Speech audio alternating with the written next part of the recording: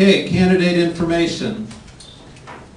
Congressman Dave Joyce, we're going to talk about his association, we're going to talk about his record, and that picture is darker than I thought it was going to be. That's a picture of his family. He's got a very nice family. I haven't met his family, but I have met Dave. And one of the things, Dave's got a really nice smile. He really does. I don't. I look like I'm in pain when I'm smiling. but he does. But I don't know that that is the reason why you would vote for him. Because I think maybe Barack Obama has a nice smile and that. So, what do we know about his association? Well, there's a group in Washington called the Main Street Partnership. Anybody heard of that group? Okay. President and CEO of that organization, since he left Congress, is our former Congressman Steve LaTourette. The purpose of that group is to be aligned with the governing wing of the Republican Party and centrist policymakers. Okay? That's from their website.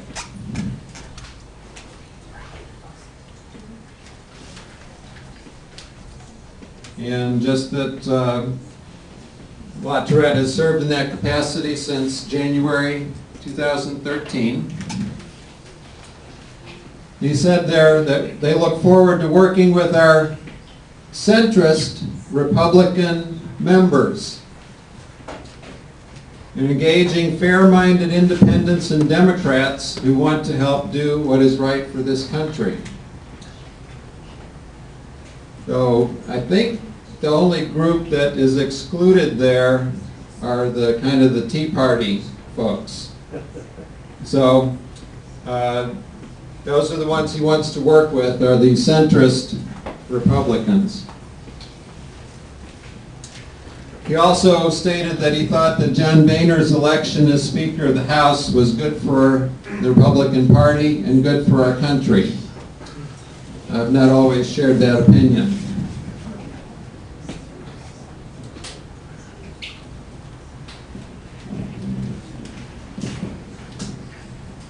When LaTourette was on CNN's Starting Point, he said there's a one-word phrase we use in Ohio for that. And I'm not going to repeat the term.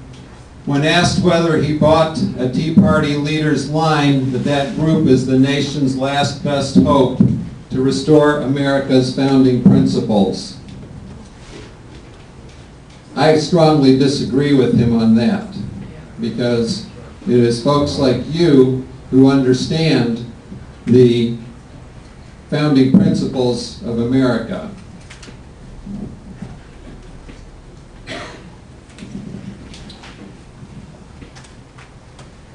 Now, he hopes to recruit moderate Republican congressional candidates.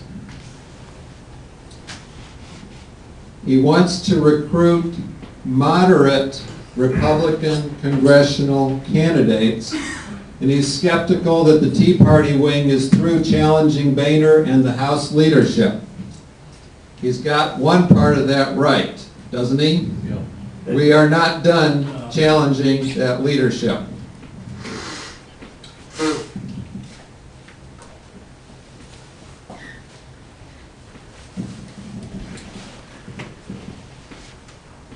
Back in November, he slammed the Tea Party and said the GOP needs to start acting like a national party. And I think he meant by that is that either we should go away or we should agree with him. And we're not going away, and we're not going to agree.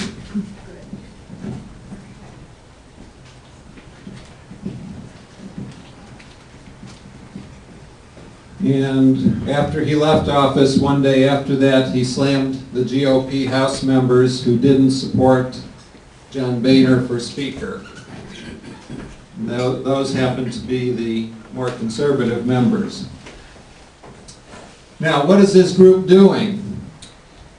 It's putting money, total of $8 million, into helping moderate Republicans defeat Tea Party candidates in upcoming congressional primaries.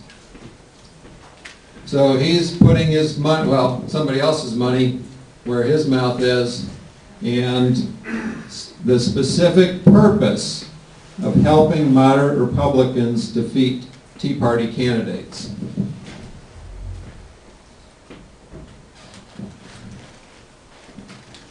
He said that for the first time there will be a group representing the governing wing of the Republican Party that will not only defend itself but also push back. Now, the other term that might be used to describe this group is the establishment Republicans, and you may have heard that term.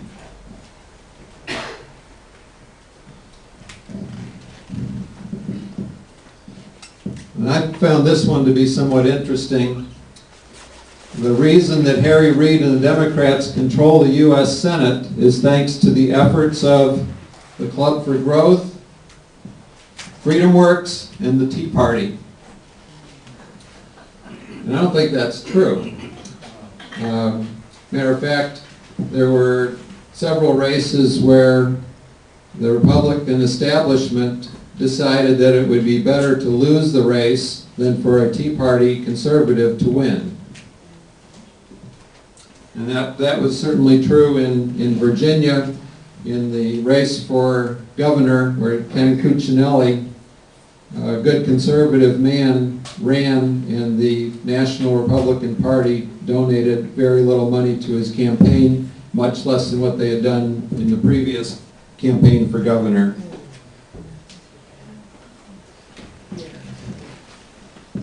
And there was also in that race, there was a libertarian candidate who ran.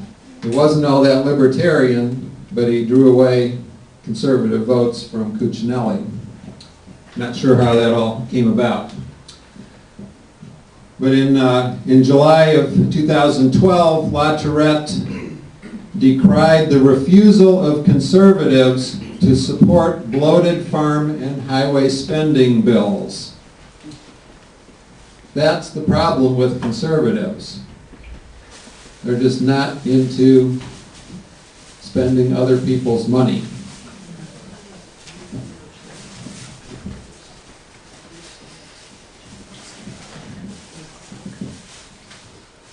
Now, La Tourette also claims to speak for the centrist or moderate wing of the Republican Party, but he had a voting record in Congress. And, you know, when you can say most anything prior to being elected because you don't have a record. But after you've been elected and you have a record, you have to stand on that record. And his record pegs him as among the party's leftmost members. I remember 2 years ago when he was coming up for election, before he stepped down, that Heritage Action, he had a scorecard with them, and the scorecard ranges from 0 to 100%, 100% being the most conservative, 0% being the least conservative, and he was in the 25 to 27% range. And there weren't too many lower than him.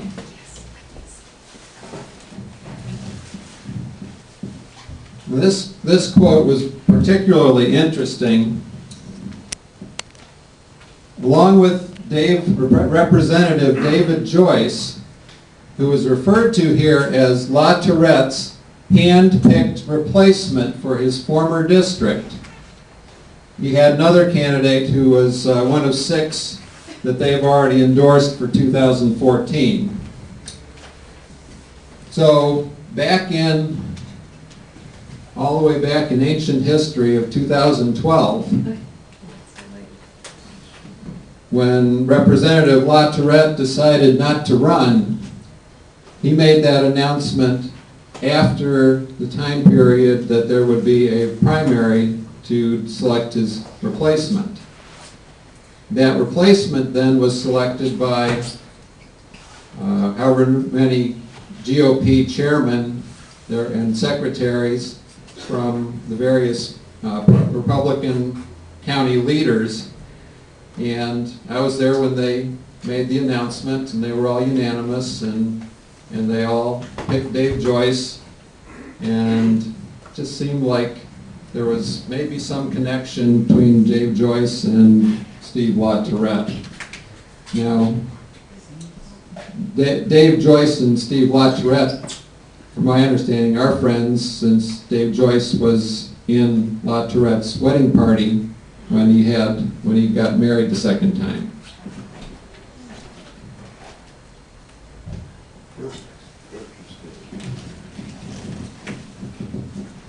And LaTourette had some more to say. Hopefully we'll go into 8 to 10 races and beat the snot out of them, whose new group, Defending Main Street, aims to raise $8 million to fend off Tea Party challenges against more mainstream Republican incumbents.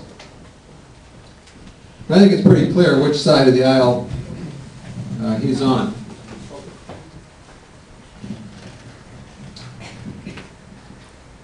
In the year that he stepped down, since he stepped down, he has emerged as one of the top generals in the establishment Republicans' war against the Tea Party. And that was from a source that wouldn't really be considered conservative, the New York Times.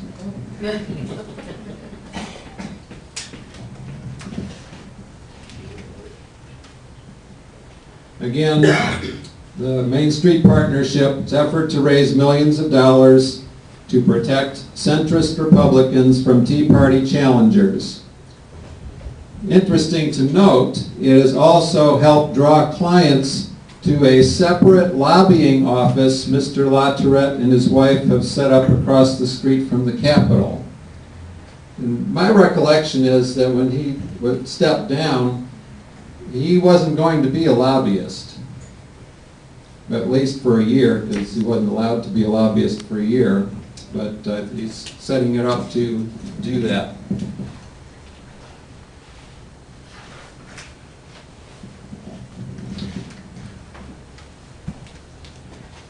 This is another interesting comment, that his group believes in the government's ability to solve problems. If you don't like the problems government's created, wait till you see their solutions. I think we've got a little bit too much government going on, and we need to back off on that government.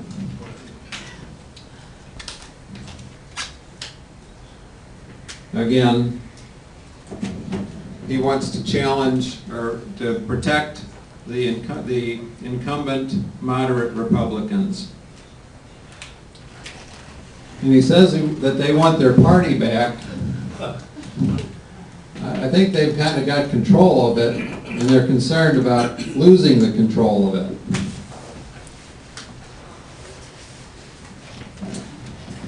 Now, we get to some of the connection here. The Main Street Partnership has in its membership 52 House Republicans and 3 U.S. Senators. According to the New York Times, all 52 House Republicans and all 3 Senate Republicans are centrists. Centrists would be moderate, and if Steve LaTourette is defining them, they could perhaps even be liberal. And its bills are paid by corporations, lobbyists, and other donors who each pay dues of up to $25,000 a year. Now, do you think that they contribute that money and don't expect anything in return? Now, I may contribute $25 or $50 to a candidate, and I really don't expect a whole lot in return, because for $20 or $50, you don't get much. But if I'm contributing $25,000, I might be expecting something.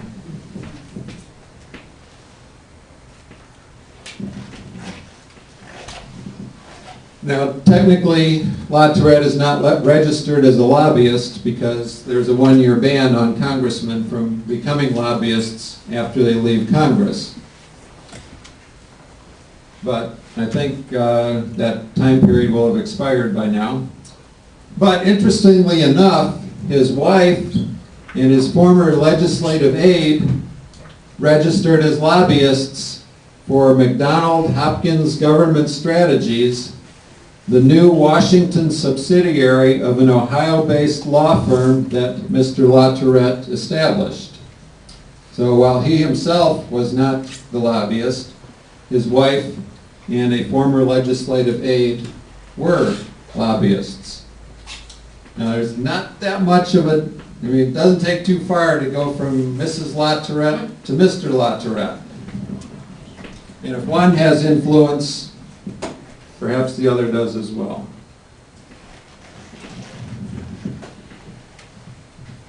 He further described his firm's assignment, and this is really important, as finding approximately 20 House Republican votes for his clients.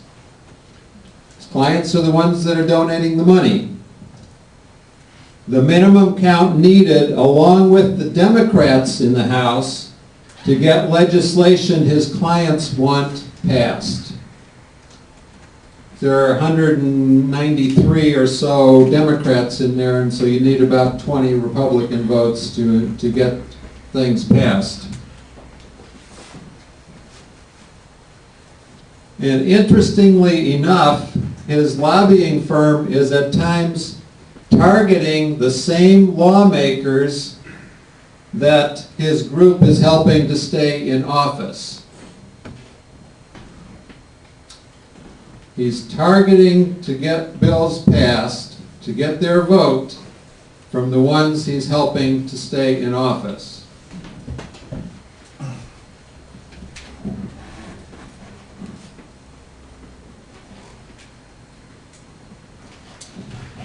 This is not a complete list of the Main Street Partnership members, but the three senators are listed at the top. Perhaps you've heard of at least two of them. Anybody ever hear of John McCain? Yes. Is he your most conservative senator? No. I think when he was running for president, I think he was referred to as moderate. Mark Kirk, I think he's from Illinois. Susan Collins from Maine. Anybody hear of Susan Collins? Now, next to those names up there are two percentages. The first one is their Heritage Action score. Their second is their Freedom Works score. Again, these are on a scale from 0 to 100, with 100% being the most conservative, 0% being the least conservative. And they don't score on every bill, but in this particular case, the numbers we're looking at for Heritage Action, there are 30 bills how they voted on. And they're bills that deal with conservative issues. So McCain was at 43% in one and 48% in the other. Susan Collins, 28% and 23%. Then we have four representatives, congressmen from Ohio, who are all part of the Main Street Partnership. So they are our current Congressman Dave Joyce, Bill Johnson, Jim Renacci, and Mike Turner. Now, of those four, Dave Joyce has the distinction of having the lowest score of any congressman from Ohio in the Heritage Action score. He's at 46%. Mike Turner just edged him out with 48. They were tied a little while ago, but they must have voted differently recently. Now, for comparison purposes, the average Republican House congressman has a rating of 65%. So that's the average of all of them. The average Republican senator has a rating of 67%. You may notice that with the exception of Jim Renacci, those average scores, those are for Heritage Action, they're all below the average, and Renacci is just at the average. Now, for comparison purposes, we have some folks up there that are not members of the Main Street Partnership. And my guess is they would not want to be. Senators Mike Lee and Ted Cruz are not members of Main Street Partnership. Matter of fact, they might be targets at some point of Main Street Partnership. But their ratings are 100%. And then from Ohio, Jim Jordan is the congressman with the highest rating, at least from Heritage Action. He's at 93% on Heritage Action and 81% on Freedom Works. So there's a distinct difference between those that are Main Street Partnership versus some of the ones that we know to be conservative. Okay, so now we want to go into Dave Joyce's voting record. Now, 2 years ago, when he was running for Congress, at the Lake County Tea Party, there was a candidate forum in which he was there with his opponent, I believe it was Dale Blanchard. Anybody was there? Who was there at that meeting? Okay. He sound like a conservative? Well, at the time he talked a good game. He did. He talked a very good game. Let's see what the voting record looks like. There was an amendment proposed for the Hurricane Sandy Relief Fund, H.R. 152. This was in January of 2013, so it was just after he'd gone into office. There was an amendment proposed that would offset a large portion of the emergency spending by making a slight across-the-board reduction in discretionary spending, so kind of offsetting that expense. Voting no against that were Dave Joyce, Jim Renacci, and Michael Turner. And when you see the names in bold, those are members of Main Street Partnership. So all three of them voted no. Voting yes for the amendment were, these are the other Republican congressmen from Ohio, including Jim Jordan, Steve Chabot, Brad Wenstrup, so forth. And there are actually three Main Street Partnership congressmen who voted for that amendment. The bill ended up failing, and voting no on it were 187 Democrats and Dave Joyce, Jim Renacci, Michael Turner, and 68 other Republicans. Voting yes for the amendment, which would have reduced our spending overall, were a mere 5 Democrats, 157 Republicans. We move into March of 2013, and the RSC, which is the Republican Study Committee, their Back to Basics budget was proposed. And probably the most important part about that budget is that it would have balanced the budget in a mere 4 years. Anybody think that's a bad idea? It had some serious entitlement reform. It included the Ryan Premium Support Plan for those under 60 for Medicare, and slowly increased the Medicare eligibility age to 70 years, and empowered states to determine Medicare eligibility and benefits. So there were a number of proposals there that would have been good. Voting no were Dave Joyce and a number of other Republicans from Ohio, including a lot of Main Street Partnership folks. Voting yes were just 3 Ohio Republican congressmen. The bill failed 104 to 132. A lot of folks a lot of representatives actually did not vote on this bill.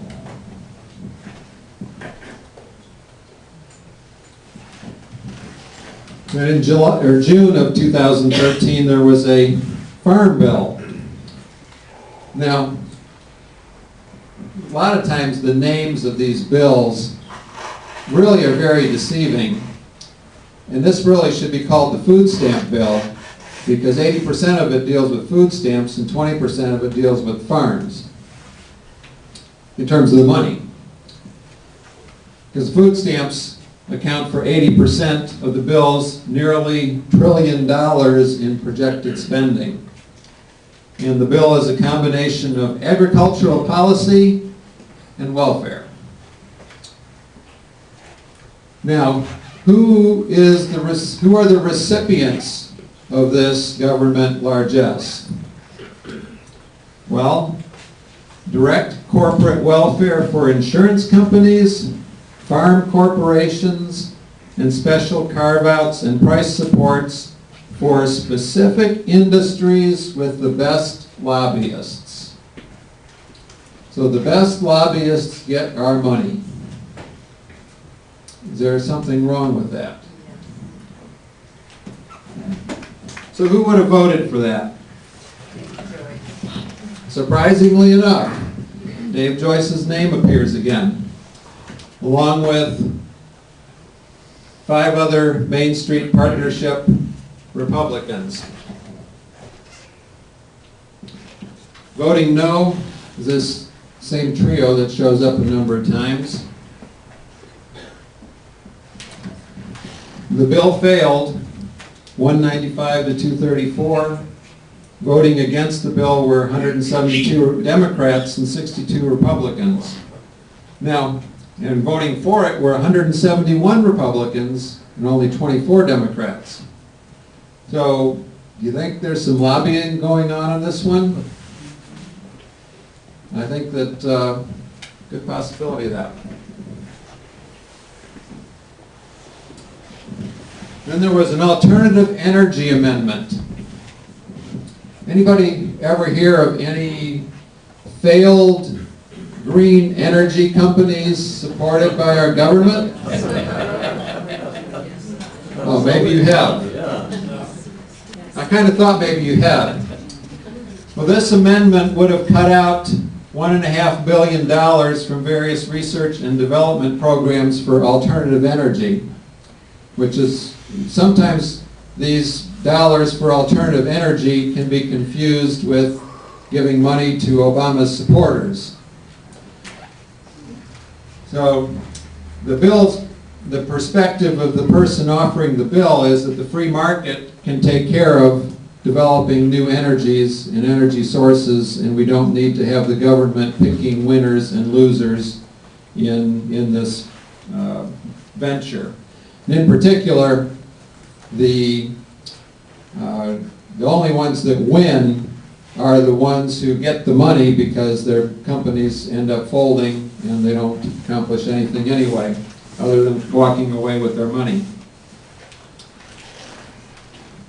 Now, perhaps you're not surprised that Dave Joyce was opposed to this amendment, which would have precluded that money going to green energy development.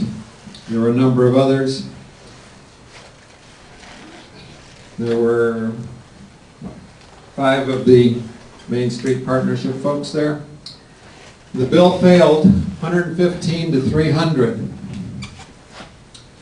Voting no on it were all 191 Democrats that voted, plus Dave Joyce, Jim Renacci, Michael Turner, and a number of other Republicans. Voting yes to cut that from the alternative energy were 0 Democrats and 115 Republicans who stood up for us. We didn't have enough Republicans to stand up for us there.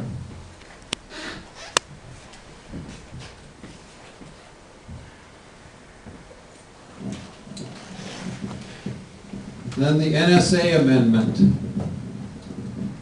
Anybody ever hear of the NSA? They've heard of you. Okay, this amendment protects a basic Fourth Amendment right by requiring that the NSA can only gather electronic data from people who are actively under an investigation with approval from the FISA court. So this is basic due process under the law, that you need a specific warrant to search and seize an individual's physical property. The same should apply to that individual's communications and digital property. So that amendment sounds like a good thing.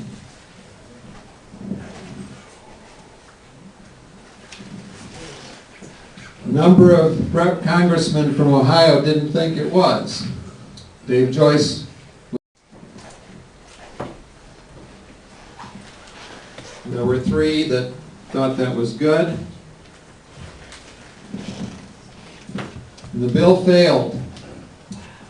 205 to 217. That was a close one. Voting yes were 111 Democrats and 94 Republicans. And opposed were 83 Democrats, 134 Republicans.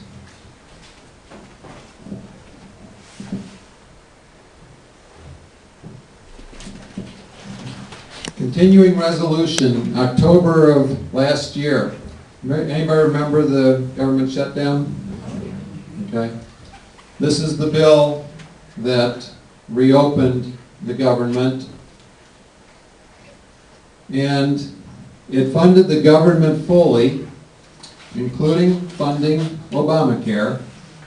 And Obamacare is really it's going to hurt everybody.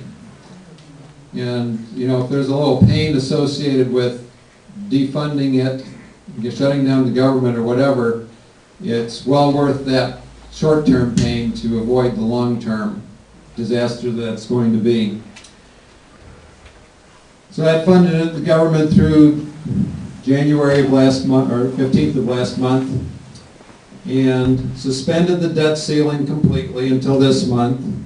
And then House and Senate had to go into a conference on a full-year budget, which, anybody hear of the omnibus budget bill? That's what it was.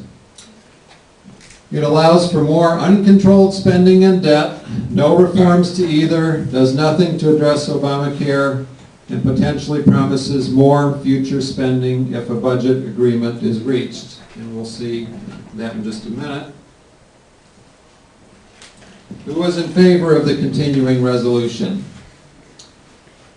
3 Main Street Partnership congressmen, including Dave Joyce. Most of the Ohio Republican congressmen voted against that continuing resolution. Passed 285 to 144. That resolution was really popular among Democrats. All 198 that voted in favor of that continuing resolution. Most Republicans voted against it, but not all, because they needed some Republicans to pass that.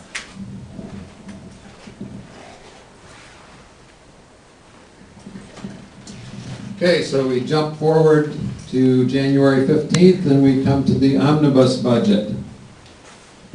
That's the one that funds the federal government for the rest of this fiscal year.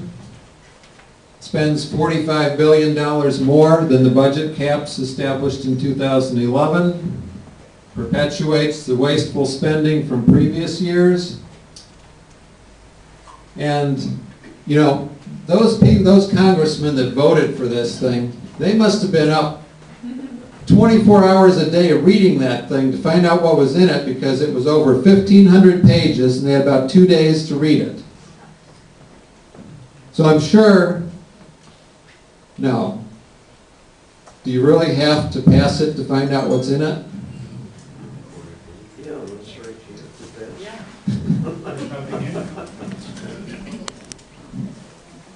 My position would be, if there's a 1,500-page bill, we need about 6 months to look at it and find out what's in it before we decide to vote on it. Now, I don't know how much this was known at the time that the bill was passed, but it does fund insurance plans that allow abortion as a covered service under Obamacare. Now, I don't know if that was known at the time, because they only had 2 days and it's over 1,500 pages. But if you don't read the bill, how can you know what's in it? And I think our representatives should be held responsible for knowing what's in a bill before they vote on it, don't you?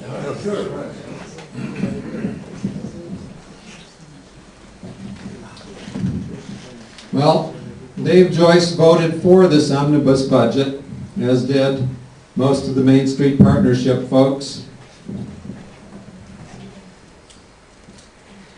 There were only 3 of Ohio congressmen that voted against it.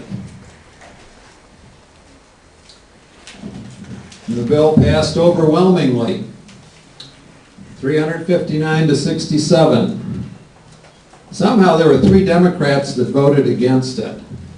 They must be running against a conservative Republican in their district, and maybe they have a tough district. There were only 64 Republicans that voted against it. So there were almost as many Republicans and Democrats that voted for that bill.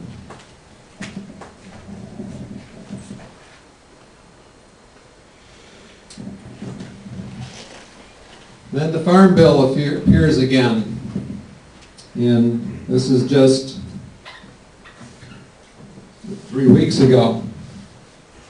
This Farm Bill undoes some of the already modest reforms to crop insurance and food stamps that were previously in the bill. This is the bill that came out of the House and Senate Joint Committee. 5-year reauthorization of the Farm Bill will spend nearly $1 trillion over 10 years. Remains loaded with corporate welfare, special carve-outs for well-connected agricultural corporations, not the small farmers, mind you, but the agricultural corporations. Voting in favor of that, Congressman Dave Joyce, a number of others, including the contingent from Main Street Partnership. Voting no were the 3 that typically vote no against those things. So, passed 251 to 166.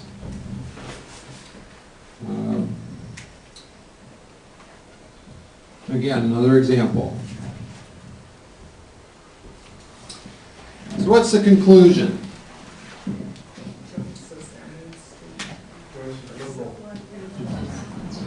Okay.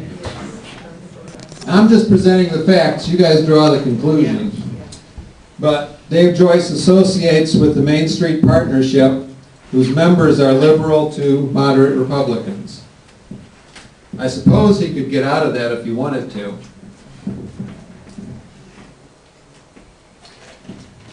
He is supported by the Main Street Partnership, and La Tourette is the CEO and president of that organization. Dave Joyce was selected as La Tourette's successor, and I can't prove this, but I firmly believe that he was that hand-picked successor. And in Freedom Works and Heritage Action scorecards, Dave Joyce ranks in the bottom 20% of Republican congressmen. So I think this paints the picture of who Dave Joyce really is. I mean, he may want to come back and portray himself as a conservative, and I have noticed since he got a primary challenger, he seems to have shifted a little bit to the right. So he may continue to do that through the primary, and after that, then I don't think it will have an influence on him for a while. So, with that said, I just wanted to present to you the information that maybe not everybody was aware of. Because I had heard some talk that, well, you know, Dave Joyce, he's okay. You know, what's wrong with Dave Joyce? Well, I think if you get to understand what groups he associates with and who supports him and why and how he votes, then I think you come to a different conclusion.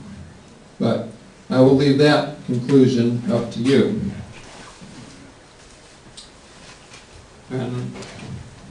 So you can draw this conclusion if you want, but it's up to you.